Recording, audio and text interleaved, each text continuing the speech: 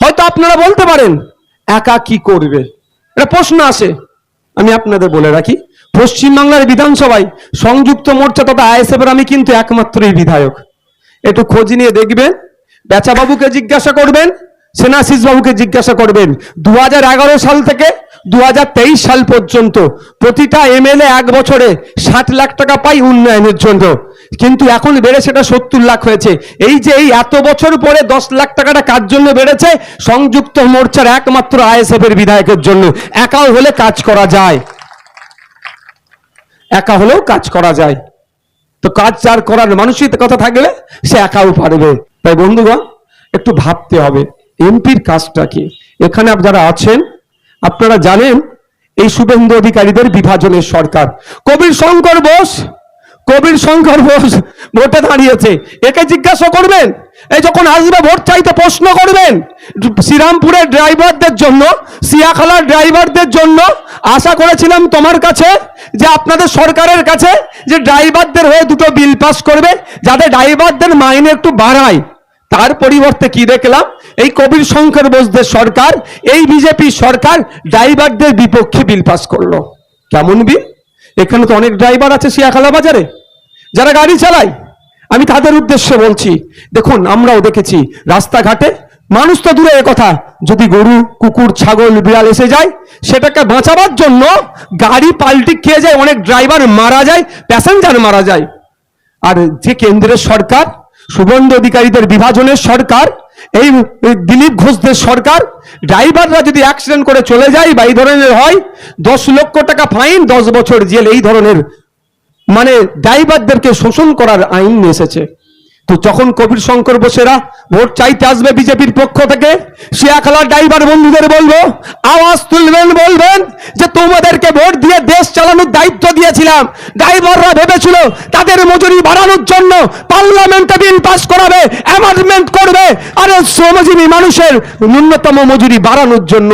তার পরিবর্তে আমাদেরকে শোষণ করার বিল তুমি পাস করিয়েছো। তো হবে না, অ্যামেন্ডমেন্ট তুমি করেছো, হবে না, তোমাদের বিরুদ্ধে ভোটটা দেবো আমরা।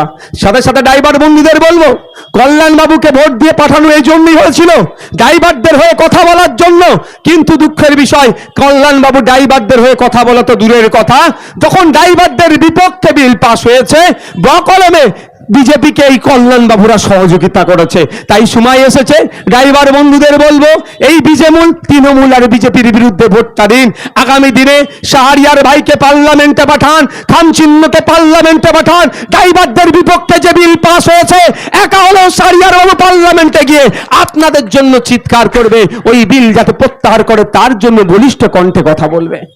তাই আপনাদের বলবো ড্রাইভার বন্ধুদের, আসুন আজকে আইএসএফ এর ছায়াতলে আসুন, আপনাদের মূল্যবান ভোট খাম চিহ্ন দিয়ে পার্লামেন্টে পাঠান, আপনাদের জন্য কথা বলবে।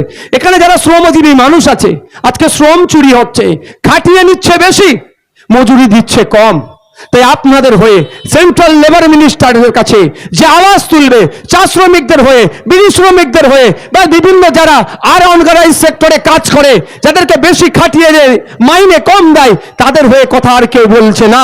তাদের হয়ে যদি কথা বলাতে চান, আপনারা পার্লামেন্টে আমাদের শাহরিয়ার ভাইকে পাঠান, শাহরিয়ার ভাই আপনাদের জন্য কথা বলবে। বন্ধুগণ, একটু ভাবতে হবে, ভোটটা শুধু আসলো দিয়ে দিলাম, আমার অমুক ঝান্ডাকে ভালো লাগে, অমুক ঝান্ডার লোক এসেছে ভোটটা দিয়ে দিলাম, এরকম ব্যাপার নয়। এটা পঞ্চায়েত নির্বাচন নয়, এটা দেশের যেখানে আইন তৈরি হচ্ছে সেখানে আপনার লক্ষ্যে পাঠাতে হবে। যদি আপনার লক্ষ্যে না পাঠান তাহলে জানবেন আপনি ক্রমশ পিছিয়ে যাচ্ছেন। ইতিপূর্বে এই শ্রীরামপুরের মানুষেরা, এই সিয়াখালার মানুষেরা 17 বার আপনাদের লক্ষ্যে পাঠিয়েছিলেন। আমি অস্বীকার করব না, আকবর আলী খন্দকার সাহেব, যার কথা আমরা কেউ বলতে পারবো না, তিনি দেখিয়েছিলেন এমপি কোটার টাকা কিভাবে খরচ করা যায়। তাকে আজকে আমরা স্মরণ করছি এই স্টেজ থেকে। কিন্তু তারপরে অপদার্থটা দায়িত্ব পেল, দায়িত্ব কাণ্ড গানের মতো শুধু খিচমেরি ফটো করে গিয়েছে, মানুষের হয়ে কথা বলেনি। তাই তাদের শ্রীরামপুরে আওয়াজ তুলতে হবে, চলো এমপি পাল্টায়, শ্রীরামপুরের এমপিকে পাল্টাতে হবে, শাহরিয়ার ভাইকে পাঠাতে হবে, তাহলে জনগণের কণ্ঠ হয়ে পার্লামেন্টে গিয়ে জনগণের হয়ে আওয়াজ তুলবে। একটা এমপির কাজ কি? 5 কোটি টাকা খরচ করা, সাথে সাথে আরো বেশি করে যেগুলো চাওয়া পাওয়া, হসপিটালে ডক্টর নয়, নার্স নয়, তার বিরুদ্ধে তার হয়ে মানে তার বিরুদ্ধে সোচ্চার হয়ে নার্স ডক্টর যাতে বাড়ে সেখানে কথা বলা। আপনাদের বলে রাখি, হসপিটাল সংক্রান্ত বিষয় হচ্ছে বলে একটু বলে রাখছি, আমরা হুগলি জেলার মানুষ, একটু তথ্য দিয়ে রাখি। যদি তথ্যটা ভুল হয়, আমার তৃণমূলের বন্ধুরাদের উদ্দেশ্য বলছি, আমি যদি অসত্য তথ্য দিই আমাকে বলবেন সত্য তথ্য কি, আমি তারপর দিন থেকে সত্যটাই বলবো। এখন আমি সত্য বলছি, যদি আমার তথ্যটা মিথ্যা হয় সেটাকে আমি রেকটিফাই করে নেবো। আমি হুগলি জেলায় মানুষ কত আছে? ভোটার কম করে 50 লক্ষ আছে, কম করে প্রায় 50 লক্ষ ভোটার আছে, আর মানুষ 60 লক্ষের অধিক আছে হুগলি জেলাতে। হুগলি জেলার ক্ষেত্রে পশ্চিমবাংলা সরকার মেডিসিনের জন্য কত টাকা দেয় আপনারা জানেন? কারো জানা আছে? 47 লাখ টাকা, 47 লাখ। আর জনগণ কত আছে? প্রায় 60 লাখ। তাহলে ভাবুন, এক একটা জনগণের মাথা পিছু 1 টাকা করেও কিন্তু পড়ে না। এইটা হচ্ছে রাজ্যের স্বাস্থ্যের বেহাল দশা। মানে আমার থেকেও খারাপ অবস্থা রাজ্যের স্বাস্থ্য ব্যবস্থার। আমার তো যা খারাপ অবস্থা দেখতেই পাচ্ছেন, আমার থেকেও খারাপ।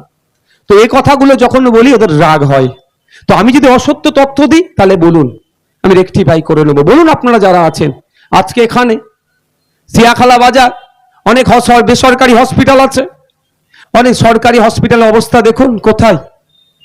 সরকারি স্বাস্থ্য কেন্দ্রে গিয়ে পরিষেবা পাই আমরা, কোথায় ছুটে যেতে হয়, হয় শ্রীরামপুর, সেখানেও পরিষেবা পাচ্ছি না, যাচ্ছি কোথায়?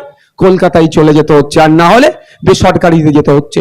কিন্তু জনগণের উদ্দেশ্যে বলি, যে তৃণমূল করেন আমার কথা শুনে হয়তো মনে মনে গাল দিচ্ছেন, একটা নয় 4টে গালাগালি করুন, গালাগালি দিয়ে যদি মনটা শান্তি হয় দিন, অন্তত বলতে পারবো নওশাদ সিদ্দিকীর জন্য ওর মনটা শান্তি হচ্ছে। ও তো আমার কোনো